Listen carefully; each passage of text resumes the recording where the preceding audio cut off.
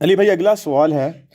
میں نے اپنی جوانی میں بڑے ذوق و شوق سے قرآن حکیم حفظ کیا تھا اور بعد میں اس کی خوب مشق بھی جاری رکھی، لیکن اب مجھے بھولنے کی بیماری ہو چکی ہے، جس کی وجہ سے مجھے اب قرآن کا بہت سا حصہ یاد نہیں رہا۔ اب دوبارہ سے یاد کرنا بہت ہی مشکل کام ہے۔ ایسی صورتحال میں میری توبہ کا کیا طریقہ ہوگا؟ دیکھیں جی، یہ مشکل کام تو ہے، اس میں کوئی شک نہیں ہے۔ اگر کسی کو واقعی جینون بیماری ہو گئی ہے، بڑھاپے میں ہو جاتی ہے بھولنے کی بیماری، تو لا یکلف اللہ نفسا الا وسعها، اللہ تعالیٰ کسی جان پہ اتنا ہی بوجھ ڈالتا ہے جس کا وہ متحمل ہوتا ہے۔ البتہ توبہ واجب ہوگی، اللہ کی طرف رجوع لاتے رہیں، کوشش جاری رکھیں، جتنا یاد ہو جائے، باقی اللہ تعالیٰ معاف کرنے والا ہے۔ اور یہ حفظ والا معاملہ واقعی بڑا سینسٹیو ہے۔ ہمارے مدارس جتنے حافظ بنا کے نکال رہے ہیں نا، ان میں سے 50% بھی مشکل سے ہوں گے جو بعد میں یاد رکھتے ہیں، اور عورتوں میں تو شاید 10% کوئی عورتیں ہوں جو بعد میں قرآن یاد رکھتی ہیں۔ عورتوں کے تو حفظ کے میں اس لیے خلاف ہوں، ان کو کتابیں پڑھانی چاہیے، کیونکہ ان کی بعد کی زندگی میں حفظ کو مینٹین رکھنا مشکل ہے۔ مردوں کو تو موقع مل جائے گا، وہ قیام اللیل کروا لیں گے رمضان میں تراویح، تو ہر سال ان کی ریویژن ہوتی رہے گی۔ عورتیں تو بیچاری پھر بعد میں بچے پالنے کی تکلیف سے گزرتی ہیں، اور پھر ان کے لیے گھر کی مصروفیات ایسی ہوتی ہیں۔ اس کے باوجود جو عورتیں یاد رکھ لیتی ہیں ان کو سلام ہے، لیکن اوورال یہ بڑا مشکل کام ہے۔ باقی یہ قرآن جو ہے، یہ جب یاد کیا آپ نے، جس نے حفظ کی نیت سے، اور ماں باپ کو بھی چاہیے کہ زبردستی حفظ نہ کروائیں، جس کا رجحان اس طرح کا ہو اس کو حفظ کروایا جائے، اور پھر بعد میں اس کو مینٹین کرنا بھی مشکل ہوتا ہے۔ ادروائز آپ دیکھ رہے ہیں کہ جو حافظ قرآن ہے نا جی، وہ جب غلط طریقے پہ چڑھتے ہیں تو پھر عوام بھی پناہ مانگتی ہے ان سے، بلکہ بعض اوقات بعض علاقے کے جو ڈان ہیں ان کا تعارف کرواتے ہوئے بتایا جاتا ہے یہ حافظ بھی ہے، تو جو چھوٹے موٹے ڈان ویسے ہی ڈر جاتے ہیں کہ اچھا ایک ڈان اتو حافظ بھی، یعنی مدرسے جو دی تربیت ہوئی ہے، تو ظاہر ہے تو بہت چھوٹی عمر میں ایجوکیٹ ہو گیا ہوتا ہے نا۔ تو بخاری اور مسلم دونوں میں حدیث ہے، نبی صلی اللہ علیہ وآلہ وسلم نے فرمایا کہ حفظ کے حوالے سے، جن لوگوں نے حفظ کیا ہوتا ہے، اس ذات کی قسم جس کے قبضے قدرت میں میری جان ہے، قرآن سینوں سے نکل جانے میں اس اونٹ سے بھی زیادہ تیز ہے جس کی رسی کھلی ہوئی ہو۔ جیسے اونٹ جس کی رسی کھلی ہو نا بھاگ جاتا ہے، تو قرآن بھی سینے سے نکل جاتا ہے۔ ایک اور حدیث ہے بخاری اور مسلم میں، نبی علیہ السلام نے فرمایا کہ یہ مت کہا کرو کہ میں آیت بھول گیا ہوں، بلکہ کہا کرو کہ آیت مجھے بھلا دی گئی ہے۔ ظاہر ہے اب آپ حفاظت نہیں کریں گے تو بھلا دی جائے گی۔ اور فرمایا قرآن یاد کرتے رہو، کیونکہ قرآن سینے سے نکل جانے میں اونٹ کی مانند ہے جس کی رسی کھلی ہوئی ہو۔ یہ الفاظ اس حدیث میں بھی ہے۔ ایک اور حدیث ہے بخاری اور مسلم کی، اس میں نبی علیہ السلام فرمایا قرآن کی خبر گیری لیتے رہو، یعنی جو حافظ قرآن ہے وہ بار بار ریپیٹ کرتا رہے دورہ قرآن۔ قسم ہے اس ذات کی جس کے قبضے قدرت میں میری جان ہے، نبی علیہ السلام نے فرمایا کہ قرآن سینے سے نکل جاتا ہے جس طرح کہ ایک اونٹ جس کی رسی کھلی ہوئی ہو وہ اپنے ریوڑ میں سے بھاگ کے نکل جاتا ہے۔ تو یہ آپ علیہ السلام نے مثال بیان کی تاکہ لوگ قرآن کی حفاظت کریں۔ باقی جو حفاظت نہیں کرتے تو اس کے لیے پھر وہ ایک طویل حدیث ہے صحیح بخاری میں، جس میں نبی علیہ السلام کو کئی ایک عذابات دکھائے گئے جو قبر میں یا آخرت میں دیے جائیں گے خواب کی شکل میں۔ اور بخاری مسلم کی حدیث ہے کہ نبیوں کا خواب جو ہے وہ وحی الہی ہوتا ہے، بلکہ قرآن میں سورہ الصافات میں 102 نمبر حدیث میں آیت کے اندر آیا ہے کہ حضرت ابراہیم علیہ السلام کو بیٹے کی قربانی کا جو حکم ہوا تھا وہ خواب کے ذریعے ہوا تھا۔ تو خواب نبوت کا 46واں حصہ ہے، یہ بھی الفاظ ہیں بخاری مسلم میں۔ نبی کا خواب میں شیطان کو دخل نہیں ہوتا، وہ ڈیفینیٹلی وحی الہی ہوتا ہے۔ تو نبی علیہ السلام کو ایک خواب بڑا طویل دکھایا گیا جس میں کئی ایک عذابات دکھائے گئے، اور اینڈ پہ پھر فرشتے نے بتایا کہ یہ عذاب کیا تھا۔ اس میں سے ایک عذاب یہ دکھایا گیا کہ ایک شخص زمین پہ چت لیٹا ہوا ہے اور اس کے سرہانے ایک شخص کھڑا ہے، ظاہر ہے کوئی فرشتہ، جس نے بڑا بھاری پتھر اٹھایا ہوا ہے اور وہ اس کے سر پہ پھینکتا ہے اور سر زمین کے ساتھ یوں برابر ہو جاتا ہے، اور برابر ہو کے وہ پتھر لڑکتا ہوا تھوڑی دور چلا جاتا ہے۔ وہ فرشتہ وہ جا کے پتھر اٹھاتا ہے، وہ جتنی دیر میں اٹھا کے واپس آتا ہے نا، اللہ اکبر. اتنی دیر تک اللہ تعالیٰ اس کا سر دوبارہ ٹھیک کر دیتا ہے, پھر وہ سر پہ مارتا ہے, پھر وہ پچک جاتا ہے, پھر وہ لڑک کے دور جاتا ہے, وہ پھر لے کے آتا ہے, اس دیر تک پھر دوبارہ اس کا سر بن جاتا ہے دوبارہ. اور اس میں الفاظ ہیں یہ عذاب قیامت تک جاری رہتا ہے. اور بعد میں رسول اللہ کو بتایا گیا کہ یہ وہ شخص ہے آپ کی امت میں سے جس نے قرآن کا علم سیکھا لیکن نہ دن قرآن کے مطابق گزارا نہ رات قرآن کے مطابق گزاری. آپ کو بتایا جاتا ہے حافظ قرآن جو ہے نا خود بھی جائے گا, میں اگلے الفاظ نہیں استعمال کرتا, اور کارل بھی لے جائے گا. وہ کون سا حافظ قرآن جو خود جنت میں جائے گا اور گھر والوں کو لے جائے گا؟ یہ تو اللہ تعالیٰ فرما رہا ہے کہ قرآن نہ دن کے مطابق نہ. اب مجھے بتائیں کتنے حافظ قرآن ہیں جن کا دن اور رات قرآن کے مطابق ہے؟ ان کو تو پتہ ہی نہیں کہ قرآن کے اندر لکھا کیا ہوا ہے. اور پھر جب ہم کہتے ہیں کہ یار حافظ قرآن کی کوئی فضیلت نہیں ہے, کہتے ہیں یہ دیکھیں جی قرآن کی توہین کرتا ہے. یار مجھے آپ بتا رہے ہیں کہ میں قرآن کی توہین کر رہا ہوں؟ اللہ کے بندو, مجھے پتہ ہے کہ تلاوت کی ایک فضیلت ہے, اس سے کس کو انکار ہے؟ وہ جامع ترمذی میں حدیث ہے کہ نبی صلی اللہ علیہ وآلہ وسلم نے فرمایا کہ قرآن کے ہر حرف پہ اللہ تعالیٰ 10 نیکیاں دیتا ہے. اور میں نہیں کہتا کہ الف لام میم یہ 3, میں نہیں کہتا یہ ایک حرف ہے, یہ 3 حرف ہیں. الف پہ بھی 10 نیکیاں, لام پہ بھی 10 اور میم پہ بھی 10. وہ فضیلت اپنی جگہ ہے, لیکن کیا قرآن اس لیے نازل ہوا تھا کہ آپ صرف ثواب کمائیں گے اور اس کے اوپر عمل نہیں کریں گے؟ اور جتنے فضائل آپ کو حافظ قرآن کے بتائے جاتے ہیں وہ کمپلیمنٹری ہیں باقی ساری احادیث کے ساتھ. یہ تو اسی طریقے سے ہے جیسا کہ جو قرآن حکیم کے منہ میں اپنا لقمہ ڈالنے والے لوگ ہیں, سورۃ البقرہ کی آیت نمبر 62 سے لیتے ہیں کہ جی چاہے کوئی یہودی ہو, عیسائی ہو, ایمان والا ہو یا صابی ہو, جو اللہ اور یوم آخرت پہ ایمان لے آئے تو قیامت والے دن نہ کوئی خوف ہوگا نہ غم. تو ہم اس کو بتاتے ہیں بھائی ایمان رسالت بالرسالت بھی ضروری ہے. وہ کہتا ہے اس میں لکھا تو کوئی نہیں ہوا.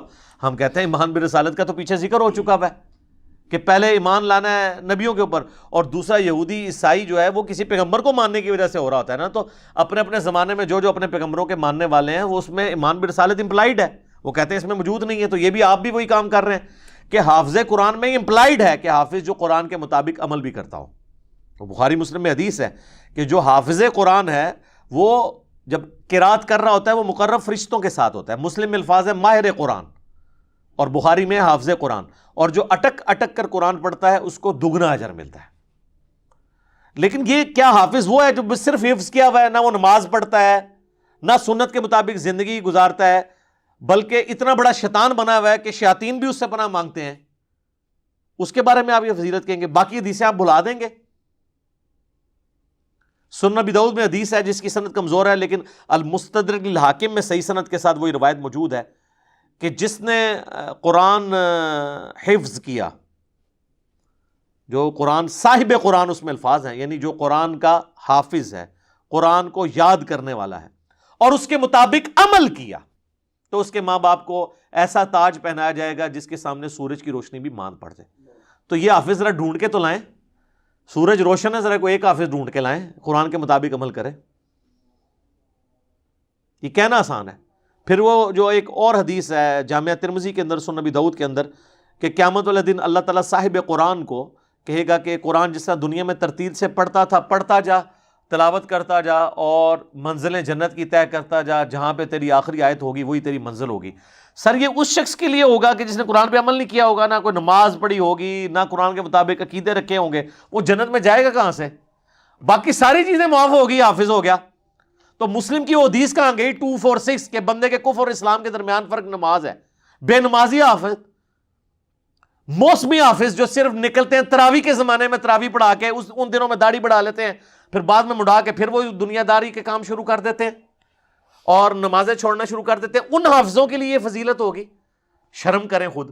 اور ایک جو روایت ہے جو کمزور روایت ہے ترمذی کے اندر, چلے میں ان کے لیے بیان کر دیتا ہوں, ابن ماجہ میں بھی ہے کہ نبی علیہ السلام نے فرمایا جس نے قرآن پڑھا اور اس پر عمل کیا اور اس کے حلال کو حلال جانا اور حرام کو حرام جانا, وہ اپنے گھر والوں میں سے 10 ایسے لوگوں کی شفاعت کرے گا جن پہ جہنم واجب ہو چکے گی. وہ خود بھی جنت میں جائے گا, ان کو لے جائے گا. لیکن کون؟ جس نے قرآن کے حلال کو حلال اور قرآن کے حرام کو حرام جانا. سر یہ تو حافظ قرآن کا استاد بھی اپنے بارے میں دعویٰ نہیں کر سکتا کہ میں نے پریکٹیکلی قرآن کے حلال کو حلال اور حرام کو حرام جانا ہے.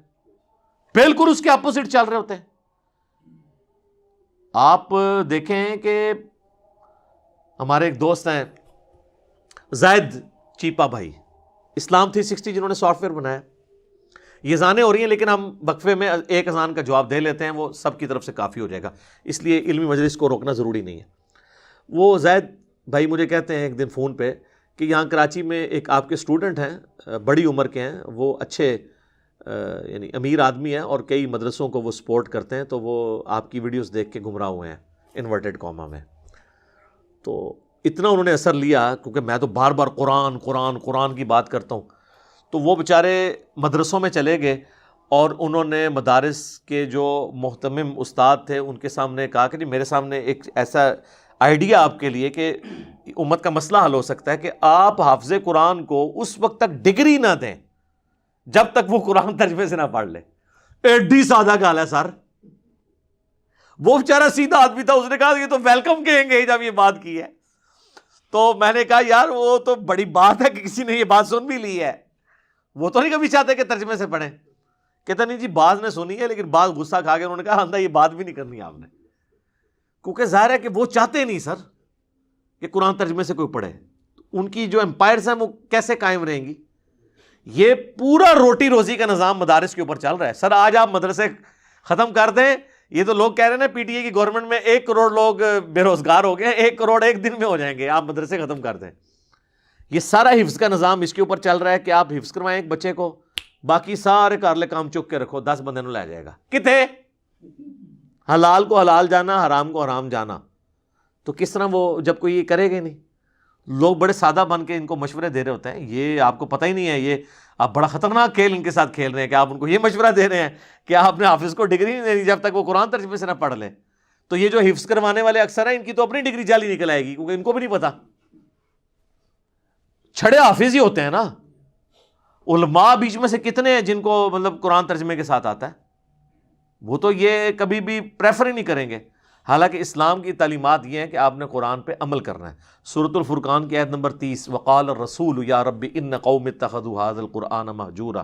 رسول اللہ شکایت کریں گے کہ میری امت نے قرآن کو پیٹھ کے پیچھے ڈال دیا تھا، میری قوم نے قرآن کو پیٹھ کے پیچھے ڈال دیا تھا. آپ کو شفاعت رسول کی آدھی بات بتائی گئی ہے، شکایت رسول نہیں بتائی گئی. اور صحیح مسلم میں حدیث ہے القرآن حجت لک او علیک، یا قرآن تیرے حق میں قیامت والے دن حجت بنے گا یا تیرے خلاف بن جائے گا. قرآن میں جب آپ پڑھتے ہیں نا لعنت اللہ علی الکاذبین، اور آپ خود جھوٹ بول رہے ہوتے ہیں، تو قرآن پڑھ کے آپ اپنے اوپر خود لعنت کر رہے ہوتے ہیں. قرآن آپ کے خلاف خود حجت بن رہا ہوتا ہے. جب تک قرآن کا آپ کو فہم نہیں آئے گا، اس کا ترجمہ نہیں پتا ہوگا. بڑے فخر سے بتاتے ہیں جی قرآن وہ کتاب ہے جو دنیا میں سب سے زیادہ پڑھی جاتی ہے. ساتھ یہ بھی بتایا کریں قرآن وہ مظلوم کتاب ہے جو دنیا میں سب سے زیادہ بغیر سمجھ کے پڑھی جاتی ہے. ہمارے آباء و اجداد اخبار کے لیے تو جا کے چوراہوں پہ بیٹھ جاتے تھے، چائے والے ہوٹلوں پہ کہ دسو اج دی کیڑی خبر آئی ہے. لیکن ساڈے کسی بزرگ بابے نے کہتے قرآن نہیں پڑھ کے مولوی نے کہا کہ 10 مولانا یہ کی لکھیا ہے. اللہ دے خاطر انہیں ایک قدر کیتی ہے تو تسی بزرگوں یاد کر کے کہتے بڑے چنگے ویلے سن. نہ سر، صحابہ تابعین تبع تابعین کے بعد جو اچھا وقت اس دور میں آیا ہے نا کہ ہر بچے کے ہاتھ میں قرآن ترجمے والا بخاری مسلم پہنچ گئی ہے، اسلام نے اپنی ہسٹری میں اتنا اچھا وقت نہیں دیکھا. آپ خوش نصیب ہیں جناب، آپ کو اللہ نے وہ دور دیا ہے. اس طرح کا دور تو پچھلے 1000 سال میں مسلمانوں نے نہیں دیکھا. یہ قرآن کے ترجمے بھی اب آ کے یہ 100 سال پہلے ہی زیادہ تر شروع ہیں. شاہ ولی اللہ دہلوی نے کیا، لیکن بعد میں یہ جو مین جو یہ ایک سمجھ لیں ایک سیلاب امڑ آیا ہے تحقیق کا، اور یہ ہر فرقے کے ایک ایک نہیں کئی مولویوں نے ترجمے کیے ہیں، یہ تو ان 100 سالوں کے اندر ہوا ہے. تو یہ ترجمے کس لیے کیے انہوں نے؟ ہمارے لیے. صحابہ کرام کی زبان کیا تھی؟ عربی. اکثر لکھنا پڑھنا بھی نہیں جانتے تھے، عربی سنی سمجھ لیا. ہماری زبان کیا ہے؟ اردو. ہماری زبان میں بڑے بڑے علماء نے جب ترجمے کر دیے تو اب ہمیں اردو سیکھنے کے لیے تو کہیں نہیں جانا پڑنا. وہ چند ایک دقیق مسائل لے آتے ہیں اٹھا کر، جی یہ دیکھیں جی یہ لکھا ہوا یہ بتائیں. انہوں چھاڑ یار، جو کوئی واضح لکھے ہے وہ گل کر. تو متشابہات اٹھا کے لے آتا ہے، دل میں ٹیڑھ پانا نا. اس لیے قرآن کا تو اکثر محکمات ہیں، تذکیر ہے، نصیحت ہے. وہ قرآن بار بار کہہ رہا ہے وَلَقَدْ يَسَّرْنَا الْقُرْآنَ لِلذِّكْرِ فَهَلْ مِن مُدَّكِرٍ. قرآن ہم نے نصیحت کے لیے آسان کر دیا ہے کوئی سمجھنے والا؟ ہے کوئی نصیحت حاصل کرنے والا؟ تو بالکل آسان ہے. لیکن انہوں نے حافظ کی رٹ لگا لگا کے اور اب حال یہ ہے کہ محفل قرات ہوتی ہیں اور عذاب کی آیات پڑھی جا رہی ہوتی ہیں اور آڈینس بھی کہتی ہے سبحان اللہ، بجائے اللہم اجرنا من النار پڑھنے کے یا اللہم لا تجعلنا منہم، اے اللہ ہمیں ان میں شامل نہ کرنا، یہ پڑھنے کی بجائے وہ سبحان اللہ کہہ رہے ہوتے ہیں، کیونکہ ان کو پتہ ہی نہیں ہے کہ یہ آیات کون سی آئی ہوئی ہیں۔ اور اکثر اوقات تو ہمارے جیسے لوگ جن کو قرآن کی سمجھ ہے وہ بیچارے کسی ایسے امام کے پیچھے کھڑے ہو جائیں جس کو یہی نہیں پتا کہ اب میں نے قرات کو کہاں پہ مکمل کر کے رکوع کرنا ہے، تو بندہ عجیب سا ایک ذہنی الجھن کا شکار ہو جاتا ہے۔ ہمارے محلے میں ایک مسجد ہے دیوبندیوں کی، تو میں فجر کی نماز کئی بار وہاں پڑھنے کا اتفاق ہوتا تھا۔ تو آپ کو پتہ ہے کہ حنفیوں کے جو ائمہ ہیں انہوں نے چند ایک آیات رٹی ہوئی ہوتی ہیں، پورا قرآن تو گو تھرو کرتے نہیں ہیں، چند ایک 30ویں پارے کی صورتیں، سورہ بقرہ کی آخری 2 آیات، سورہ حشر کی آخری 3 آیات، یہی ہے نا، ٹھیک ہے، سورۃ الفتح کی آخری آیت، چند ایک مخصوص آیات جو مشہور مقامات ہیں نا وہ رٹے ہوتے ہیں، وہ آلموسٹ الٹرنیٹیولی وہ ریپیٹ ہو رہے ہوتے ہیں۔ تو اس طرح اس نے ایک مشہور مقام جو ہے نا وہ سورہ البقرہ کی آیت نمبر 159 اور 160 جو ہے نا وہ پیچھے سے شروع کرتا تھا نا، اور ہر دفعہ آ کے نا وہ مطلب لانتے بھیج کے نا رکوع میں چلا جاتا تھا۔ وہ میں آپ کو آیت بتاتا ہوں تو آپ کو پتہ چل جائے گا، اس کو کنکلوڈ کرتے ہی نہیں تھا۔ یہ سورۃ البقرہ کی آیت نمبر 159 ہے، ان الذین یکتمون ما انزلنا من البینات، بے شک وہ لوگ جو چھپا لیتے ہیں روشن دلائل میں سے جو ہم نے نازل کیے ہیں، والہدا اور ہدایت، من بعد ما بیناہ للناس، بعد اس کے کہ ہم نے لوگوں کے لیے اس کو بیان کر دیا فی الکتاب، کتاب کے اندر یا شریعت میں، اولئک یلعنہم اللہ ویلعنہم اللاعنون، ایسے لوگوں پر اللہ کی لعنت اور تمام لعنت کرنے والوں کی لعنت جو حق بات کو چھپا لیتے ہیں۔ اس کے بعد کہتا تھا اللہ اکبر رکوع میں۔ تو میں نے ایک دن ارادہ کیا کہ یار اس کے ساتھ اگلی آیت ہے اس میں مضمون کنکلوڈ ہو رہا ہے، پوری تو پڑھ لیا کرو۔ خیر اللہ کا کرنا ہوا کہ اس فجر میں اس نے نا وہ اگلی آیت بھی پڑھی، تو وہ اس کے والد صاحب نے اس کو، یعنی میری کرامت نہیں ظاہر ہوئی ہے، اس کو بتا دیا ہوگا کہ بھئی ہر دفعہ لانتے بھیج کے تو چلا جاتا ہے، آگے کیا آیت ہے اس کے ساتھ جڑی ہوئی ہے، الا الذین تابو، اس لیے 2 آیتوں کے درمیان اوپر لا بھی پڑی ہوئی ہے۔ جب 2 آیات کے درمیان ایک آیت کے اینڈ پہ اوپر لا پڑی ہوئی ہو تو اس کا مطلب ہوتا ہے کہ مضمون آگے جا کے ختم ہو رہا ہے۔ الا الذین تابو، ہاں مگر جو لوگ توبہ کر لیں، وہ اصلحوا اور اپنی اصلاح کر لیں، وہ بینوا اور وہ باتیں جو چھپائی ہوئی تھیں وہ بیان کر دیں، یعنی جنگ جمل صفین نہروان والی حدیثیں ہیں، فاولئک اتوب علیہم، تو ایسوں کی توبہ اللہ تعالیٰ قبول کر لے گا، وانا التواب الرحیم، اور میں توبہ قبول کرنے والا مہربان ہوں۔ یہاں پہ ٹاپک کنکلوڈ ہو رہا ہے۔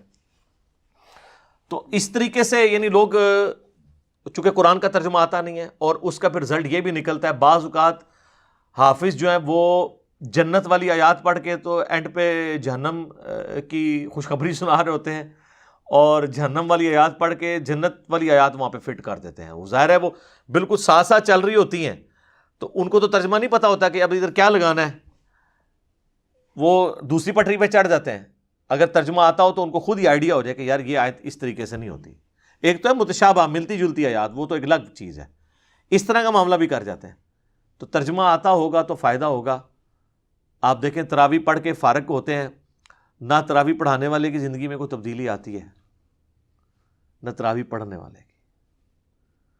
واللہ قرآن اگر آپ کو پتا ہو کہ قرآن کیا بات کہہ رہا ہے تو میں پوری تراویح کی تو بات ہی نہیں کرتا سر، ایک تراویح، ایک رات کی تراویح، ایک رات کا قیام اللیل آپ کی زندگی کایا کلب کرنے کے لیے کافی ہے۔ اور میں حیران ہوں کہ یہ کون سی اسلام کی خدمت ہے کہ رٹی رٹائی آیات ہیں۔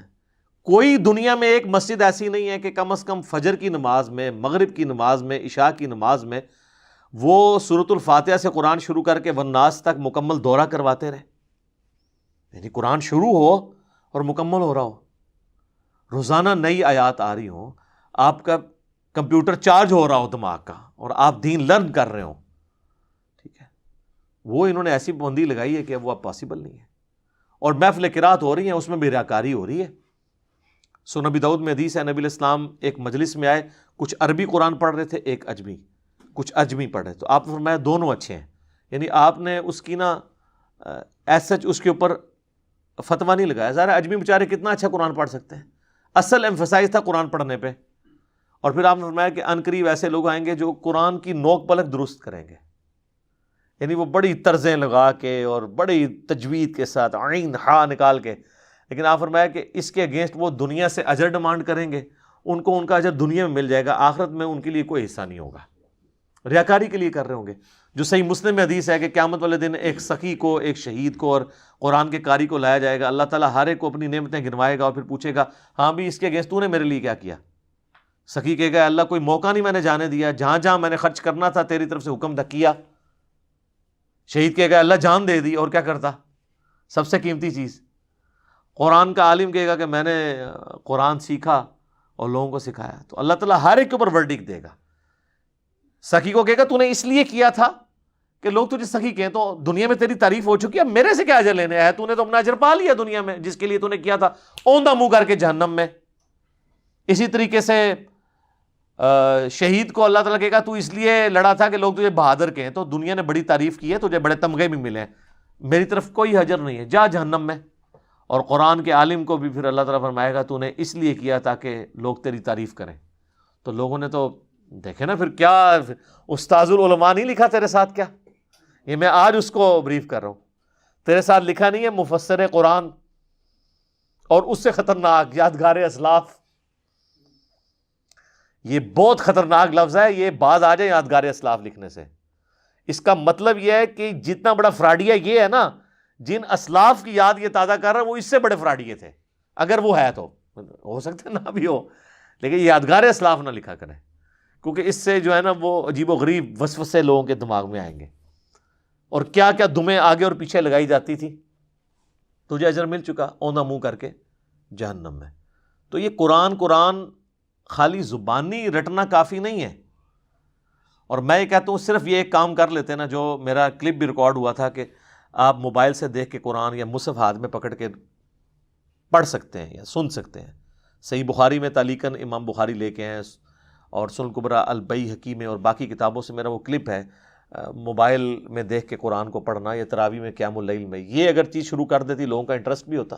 ترجمہ والا قرآن لوگ پیچھے کھول لیں، امام قرات کر رہا ہے، ایئر فلائٹ موڈ میں لگا دیں اپنے موبائل کو، سر 2 رکوع یا 4 رکوع گزرنے کا بھی آپ کو پتہ ہی نہیں چلے گا. ابھی لوگوں کو نماز لمبی ہونے میں کوفت اس لیے ہوتی ہے کہ ان بیچاروں کو پتہ نہیں ہے کہ بات کیا ہو رہی ہے. وہ بیچارے صحیح چیختے ہیں، ان کا انٹرسٹ کس بات میں ہوگا، وہ تو بس کھڑے ہوئے طرز کے اوپر، اور طرز بھی اگر گئی گزری ہو پھر تو ان کے لیے کوئی موٹیویشن نہیں کھڑا ہونا. اس کے اگینسٹ آپ دیکھیں وہ خبریں سن لیں گے اور فلموں کے ٹریلرز دیکھ لیں گے، پوری فلمیں دیکھ لیں گے، کیونکہ وہ سمجھ آ رہی ہوتی ہیں. قرآن چونکہ سمجھ نہیں آ رہا ہوتا تو وہ کیوں کھڑے ہوں گے. تو یہ سر حافظ قرآن مہربانی کریں، میں تو بار بار ریکویسٹ کروں گا کہ آپ لوگ جو حافظ قرآن کے نام کے اوپر کھا رہے ہیں نا اتنا کچھ، اور اپنے مدرسے چلا رہے ہیں، تو اس کھانے کو حلال کریں. بچے ایسے نکالیں جو اس امت کے لیے ایسٹ بنے، قرآن کے حلال کو حلال جانیں، حرام کو حرام جانیں. اور ماں باپ سے میں ریکویسٹ کروں گا کہ آپ نے جو امیدیں لگائی ہوئی ہیں نا، اے نہ کدھر اور ہی لے جان تو یہ وہ حافظ قرآن نہیں ہے آپ کے بنا رہے ہیں کہ جس کے اوپر یہ سارے فضائل ہیں. یہ کوئی اور ایک وکھرے جہاں کے حافظ پیدا کر رہے ہیں. وہی جو ہم آپ کو کہہ رہے ہیں کہ مرنے سے پہلے اے مسلمان کر لے اس پہ غور، کتابوں کا حافظ اور ہے، بابوں کا حافظ اور. کتابوں کا خدا اور ہے، بابوں کا خدا اور. کتابوں کا دین اور ہے، بابوں کا دین اور. یہ تو سر ایک ایسی چیز ہے کہ اس کے آگے آپ لگاتے جائیں نا، جتنے بھی آپ کو نون چیزیں ہیں وہ آپ لگاتے جائیں. کتابوں کے علماء اور ہیں، بابوں کے علماء اور. کتابوں کے اولیاء اور ہیں، بابوں کے اولیاء اور. ہر چیز یہ ایک ڈیفرنٹ بنا کے پیش کی ہے.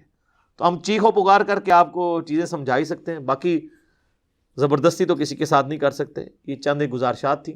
میرا ایک کلپ بھی انہوں نے آؤٹ آف کانٹیکسٹ کاٹا تھا کہ یہ کہتا ہے جی حافظ قرآن کی کوئی فضیلت نہیں ہے.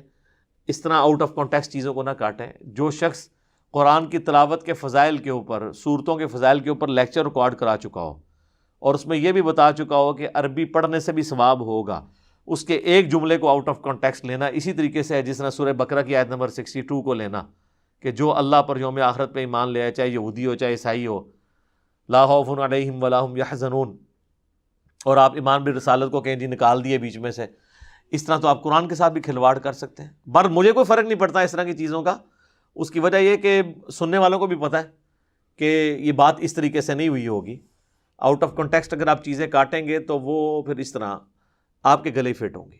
لہٰذا قرآن و حدیث میں اگر کہیں حافظ کا لفظ بھی صحیح بخاری میں اگر آیا تو اس حافظ سے مراد وہی ہے جس حافظ کی خصوصیات نبی علیہ السلام نے بیان کی ہیں۔ اگر وہ حافظ وہ والا نہیں ہوگا تو نہیں، جس طرح ہم کہتے ہیں نماز وہ ہوگی جو نبی علیہ السلام نے تعلیم فرمائی ہے۔ اگر نماز آپ نے اپنے طریقے سے پڑھنی ہے تو آپ اس کو نماز ضرور بولیں گے، لیکن یہ وہ نماز نہیں جو آپ کو نجات دلائے گی۔ وہ حافظ قرآن آپ کو نجات نہیں دلا سکتا، نہ اپنی نجات کروا سکتا ہے اگر وہ والا حافظ خالی حافظ ہی ہے اور اس کے اوپر عمل نہیں کرتا بلکہ اس کے الٹ چل رہا ہے۔ کیا اللہ تعالیٰ کا مقصد یہ تھا؟ تو آپ دیکھ لیں، پھر انہوں نے آپ کو طوطے بنا بنا کے نکالے ہیں، اور اینڈ رزلٹ یہ ہے کہ ابھی اس وقت آپ کہتے ہیں جی اتنے ملین حافظ ہیں، لیکن ان ملین میں سے آپ ذرا نکالیں کہ ان کو ترجمہ آتا ہے۔ ترجمہ کہاں سے آنا ہے جب آپ نے بزرگوں کے خواب نقل کر دیا؟ احمد بن حنبل کا خواب جی فضائل اعمال میں لکھا ہے، احمد بن حنبل کو خواب میں اللہ کی زیارت ہوئی تو اللہ نے سے پوچھا انہوں نے کہ تیری بارگاہ میں قرب کا ذریعہ کیا ہے؟ تو انہوں نے کہا میری کتاب قرآن، میرے خیال یہ کافی تھا۔ وہ کہتے ہیں نہیں، احمد بن حنبل نے آگے سے پوچھا کہ یا اللہ سمجھ کے یا بغیر سمجھ کے؟ سر بندہ کہاں اٹھتا ہے اللہ تعالیٰ سے، یہ بندہ سوال کرے گا اور احمد بن حنبل کرے گا؟ چلے آپ کا کوئی جاہل عالم کر لیتا تو سمجھ آتی کہ اس بونگے کو پتہ ہی نہیں ہے۔ احمد بن حنبل کو تو قرآن کا اسلوب نہیں پتہ تھا کہ قرآن اس لیے نازل ہوا ہے کہ بغیر سمجھ کے، جو قرآن چیخ چیخ کے کہہ رہا ہے کہ وَأُوحِيَ إِلَيَّ هَذَا الْقُرْآنُ لِأُنذِرَكُم بِهِ وَمَن بَلَغَ، اے نبی تم فرماؤ قرآن اس لیے مجھے وحی کیا گیا میں اس کے ذریعے تمہیں نصیحت کروں، جس تک یہ قرآن پہنچے وہ بھی اس کے ذریعے نصیحت کرے۔ فَذَكِّرْ بِالْقُرْآنِ مَن يَخَافُ وَعِيدٍ، قرآن کے ذریعے اے نبی آپ لوگوں کو نصیحت کریں جو اللہ کی دھمکی سے ڈر جائے۔ جس کو یہ آیتیں پتہ ہوں، یا احمد بن حنبل کو بھی آپ نے جاہل پھر ثابت کروانا ہے؟ ان کو نہیں یہ باتیں پتہ تھی؟ تو کہتے ہیں جی آگے سے اللہ نے کہا کہ چاہے سمجھ کے یا بغیر سمجھ کے، یعنی اللہ نے جو پیغمبر اپنا بھیجا، کتاب نازل کی، اور صحابہ کرام وہ سیکھتے رہے۔ اب وہ حدیث کہاں گئی صحیح بخاری کی کہ تم میں سب سے بہتر وہ ہے جو قرآن سیکھے اور سکھائے۔ یہ سیکھنے اور سکھانے سے کیا مراد تھا؟ عربی جب قرآن سیکھے اور سکھائے گا تو عین سیکھ رہا ہوگا، ہا سیکھ رہا ہوگا؟ نہیں، قرآن کو حفظ کر رہا ہوگا اپنی زبان میں اور اس کی تعلیمات کو سیکھ رہا ہوگا۔ ہمیں جب یہ کہا جائے گا نا قرآن سیکھے اور سکھائے تو اس سے مراد صرف اس کی قرات سیکھنا نہیں ہوگا، اس کا فہم بھی ہے۔ اگر فہم آپ نہیں سیکھتے تو آپ کو وہ سارے فضائل حاصل نہیں ہوں گے۔ تم میں سب سے بہترین وہ ہے جی۔ اس طریقے سے بخاری مسلم میں حدیث ہے کہ دو ہی لوگ ہیں جن پہ رشک کیا جا سکتا ہے، ایک وہ جسے قرآن کا اللہ نے علم دیا ہو اور وہ خود بھی عمل کرتا ہو، لوگوں کو بھی سکھاتا ہو، اور دوسرا جسے اللہ تعالیٰ نے مال دیا ہو وہ اللہ کی راہ میں خرچ کرتا ہو۔ یہ دو ہیں اس قابل کہ اگر کسی نے حسد کرنا جائز ہوتا، یا جسے آپ رشک کہہ لیں پازیٹیو حسد کو، تو ان لوگوں پہ جائز ہوتا کہ یار اللہ تعالیٰ ہمیں ایسا بنا دے۔ تو یہ کن لوگوں کے بارے میں ہے؟ جو صرف یہ سکھاتے ہیں عین کہاں سے نکلنی ہے، ہا کہاں سے نکلنی ہے، ضاد کہاں سے نکلنی ہے، سا سین صاد یہ۔ اور آپ حیران کن بات دیکھیں، جن علماء کو یہ ترجمہ آتا ہے نا قرآن کا، یہ عربی آتی ہے، ان کو عین ہا نہیں آتی، وہ پنجابی میں قرآن پڑھ رہے ہوتے ہیں، اور جن کو قرات آتی ہے ان کو ترجمہ نہیں آتا۔ دیکھا آپ نے فرق؟ ایک پاسو چپ کرنا ہے دوے پاسے نکل جاتا ہے، دوے پاسو کرنا ہے دوے پاسے نکل جاتا ہے، سارے انہوں کمبائن کرو۔ بہت کم حافظ قرآن ہیں جن کو ترجمہ آتا ہے، اور بہت کم علماء ہیں جو قرآن صحیح پڑھ سکتے ہیں۔ آپ قاریوں کے پاس کبھی بیٹھے ہیں، وہ اتنا علماء کا مذاق اڑاتے ہیں، کہتے ہیں یہ دیکھو جاہل آدمی پڑھ رہا ہے کس طرح، اور وہ طرزیں لگا کے اتنے لمبے الفاظ کھینچ رہے ہوتے ہیں، وہ کہتے ہیں یار یہ دیکھو قرآن کی لحن جلی کر دی ہے اس نے یہاں پہ، اور وہ ہوتے ہیں علامہ، بعد میں انہیں علماء کے ہاتھ بھی چوم رہے ہوتے ہیں جا کے، وہ قاری صاحبان پروٹوکول دے رہے ہوتے ہیں۔ تو اللہ سے ڈر جائیں، قرآن کو سیریس لیں، اور حافظ قرآن اگر کوئی بن رہے ہیں، میری ویڈیوز ان تک پہنچے تو مہربانی کریں میرے بھائی، اپنی ایفرٹ جتنی حفظ پہ آپ پٹ کر رہے ہیں نا، کم از کم اتنی نا بعد میں پٹ کریں اس کو سمجھنے کے لیے۔ ادروائز پھر یہ ایک ایسی کتاب ہے کہ جو یعنی ایک مظلوم کتاب ہے، آپ بھی ظالموں میں شامل ہو جائیں گے۔ اخبار جتنا بھی آپ اس کو جو ہے وہ مرتبہ دینے کے لیے تیار نہیں ہے، اللہ تعالیٰ کو کیا قیامت والے دن منہ دکھائیں گے؟ میں تو صرف ایک رو رو کے عرض ہی کر سکتا ہوں کہ مرنے سے پہلے اے مسلمان کر لے اس پہ غور، کتابوں کا خدا اور ہے، بابوں کا خدا اور۔ ٹھیک ہو گیا جی؟